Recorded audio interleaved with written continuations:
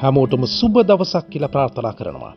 මේ දවස්වල ලෝකයේ හැමෝම කතා වෙන්නේ මොකක් ගැනද කියලා ඔයාගෙන් ඇහුවොත් ඔයා මොකද කියන්නේ? ඇත්තටම ලෝකයේ වැඩි පිරිසක් කතා කරන්නේ ඉරාන ඊශ්‍රායලයේ යුද්ධය ගැන. ගල්ෆ් කලාපය පුරා සතියකට අධික කාලයක් මේ යුද්ධය සිදු වෙමින් පවතිනවා. ඇමරිකා එක්සත් ජනපදයත් මේකට සම්බන්ධ නිසා මේක තෙවැනි ලෝක යුද්ධය වෙයිද කියලා බොහෝ විශ්ලේෂකයින් අදහස් පළ කරනවා. කොහොම වුණත් මේ යුද ගිනිදැල් අස්සේ ගෝලීය ආරක්ෂාවට තර්ජනයක් වෙන තවත් සිදුවීමක් වුණා කියලා ඔයාට මතකද? උතුරු කොරියානු නායක කිම් ජොන් උන් විසින් නවතම යුද නැවක ඉඳන් නවීන ක්‍රූස් මිසයිලයක් අත්හදා බැලුවා. අද දවසේ අපි ඒ ගැන කතා කරන්න බලාපොරොත්තු වෙනවා. රැඳෙන්න කියලා ආරාධනා කරනවා මේ වීඩියෝවේ අවසානයේ දක්වාම. ඔයා තවමත් අපිව subscribe කරලා නැතිනම් subscribe කරලා මේකතු වෙන්න කියලා ආදරයෙන් මතක් කරනවා.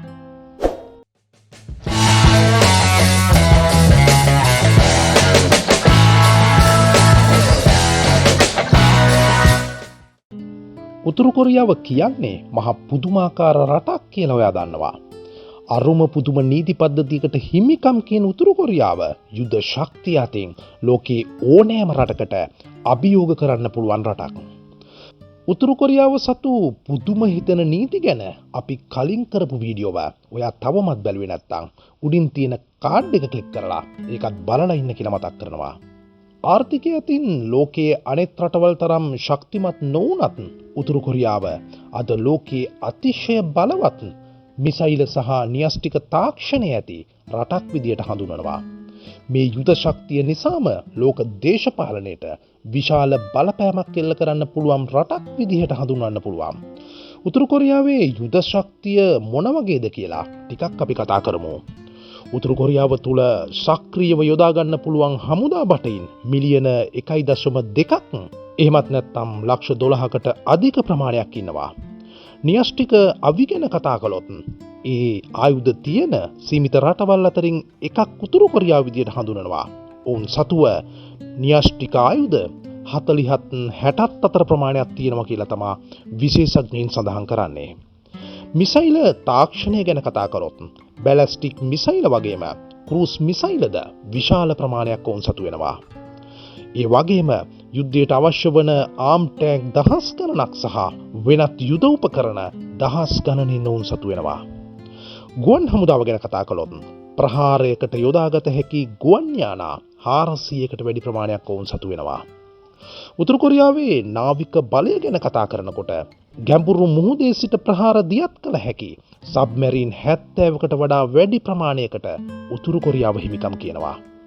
අපි ඉදිරියේදී උතුරු කොරියාවේ යුද ශක්තිය ගැන වෙනම වීඩියෝකින් කතා කරන්න බලාපොරොත්තු වෙනවා. ඒ ගැන ඔබේ අදහස මොකක්ද කියලා පහලින් කමෙන්ට් කරන්න. පසුගිය සතියේ දවසක උතුරු කොරියානු නායක කිම් ජොන් උන්ගේ ඍජු නිරීක්ෂණය යටතේ මේ නවතම ක්‍රූස් මිසයිලය අත්හදා බලා තිබෙනවා. වාර්තාවල සඳහන් වෙන විදිහට මේ මිසයිලය අත්හදා බලා තිබෙන්නේ නවතම යුද නෞකාවක ඉඳන්. මේ යුද නෞකාව ටොන් 5000කට වඩා වැඩි බරකින් යුක්ත වෙනවා කියලායි සඳහන් වෙන්නේ. මේ නැවේ ඉඳන් ක්‍රූස් මිසයිල කිහිපයක්ම සාර්ථකව අත්හදා බැලුවා කියලා උතුරු කොරියානු මාධ්‍ය වාර්තා කරලා තිබුණා. අපි දැන් බලමු මොකක්ද මේ ක්‍රූස් මිසයිලයක් කියන්නේ කියලා. ඇත්තටම ක්‍රූස් මිසයිලයක් කියන්නේ නිසි ඉලක්කයක් වෙත ඒ ඉලක්කය හඹාගෙන ගිහිල්ලා පහර දීමේ හැකියාව ඇති මිසයිලයකට. ඉලක්කය වෙත සාමාන්‍ය උසකින් ගමන් කරමින් තම ගමන් මාර්ගය වෙනස් කරගනිමින් ඉලක්කය වෙත ගමන් කිරීමේ හැකියාව මෙම මිසයිලයට තියෙනවා. මේ මිසයිල වලට භාවිතා කරන්නේ ගුවන් යානාවලට භාවිතා කරන ජෙට් එන්ජින් එකක්. ක්‍රූස් මිසයිලයකට ආවේනික වෙච්ච තවත් ලක්ෂණ කිහිපයක් තියෙනවා. මේවා බොහෝ වෙලාවට භූමියට හෝ මුහුදට ආසන්න ලෙස පියාසර කිරීම සිද්ධ වෙනවා. රේඩාර් වලට හඳුනා ගැනීම තරමක් අපහසුයි කියලා තමයි විශේෂඥයින් කියන්නේ. ඉලක්කයේ වෙතට හඹාගෙන ගිහිල්ලා ප්‍රහාර එල්ල කිරීමේ හැකියාව තියෙනවා. ගුවන් යානාවල, නෞකාවල එහෙමත් නැත්නම් භූමියේ ඉඳන් ක්‍රියාත්මක කරවීමේ හැකියාවක් තියෙනවා. දැන් අපි කතා කරමු මොකක්ද මේ බැලස්ටික් මිසයිලයක් කියන්නේ කියලා. මේක ක්‍රූස් මිසයිලයකට වඩා සම්පූර්ණයෙන්ම වෙනස් වෙනවා. ක්‍රූස් මිසයිලේ ජෙට් එන්ජිමකින් ක්‍රියාත්මක වුණාට බැලස්ටික් මිසයිලයේදී ක්‍රියාත්මක වෙන්නේ රොකට් එකක්. ඔයා දන්නවද කොහොමද රොකට් එකක් ගමන් කරන්න කියලා?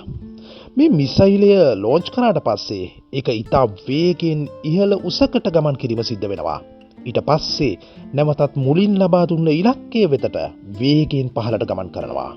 බොහෝ විට මේ බැලස්ටික් මිසයිල් වලට න්‍යෂ්ටික බෝම්බ රැගෙන යාමේ හැකියාව තියෙනවා.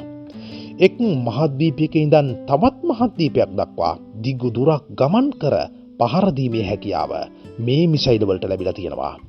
උතුරු කොරියාව මෙවැනි මිසයිල් පරීක්ෂණ කටයුතු කරන්නේ ඇයි කියලා ඔයා හිතනවද? ඔවුන්ගේ යුද ශක්තිය වැඩි කිරීමෙන් ඔවුන් සතු බලය ලෝකයේ වෙත පෙන්වීම සඳහා මෙවන් න්‍යෂ්ටික පරීක්ෂණ සිදු කරනවා කියලා තමයි විශේෂඥයෝ කියන්නේ. කොහොමුණත් ලෝකයේ ගිනිගන්නා මොහොතක මෙවැනි පරීක්ෂණයක් සිදු කිරීම තුළින් උතුරු කොරියාව මේ යුද්ධයේ කොටස්කරුවෙකු වෙයිද කියලා පුංචි සැකයකුත් තියෙනවා. මේ යුද අභ්‍යාස පිළිබඳව ඇමරිකා එක්සත් ජනපදය, දකුණු කොරියාව වගේම ජපානයේ වැනි රටවල් දැඩි අවධානයකින් පසු වෙනවා කියලා මාධ්‍ය වාර්තා කරලා තිබුණා. ඒ නිසා කොරියානු අර්ධද්වීපයේ ආරක්ෂක තත්ත්වය සහ ලෝක දේශපාලනය ගැන නැවතත් විශාල සංවාදයක් ඇති වෙලා තියෙනවා. අද දවසේ අපි ඔයත් එක්ක කතා කළේ උතුරු කොරියාව අලුතින් අත්හදා බලපු ක්‍රූස් මිසයිල් එක සහ ඔවුන්ගේ යුද ශක්තිය ගැන. තවත් දවසක මෙවැනිම වීඩියෝ එකකින් හමු වීමේ බලාපොරොත්තුවෙන් අදට අපි නවතින්නම්. ඔබට සුබ දවසක්.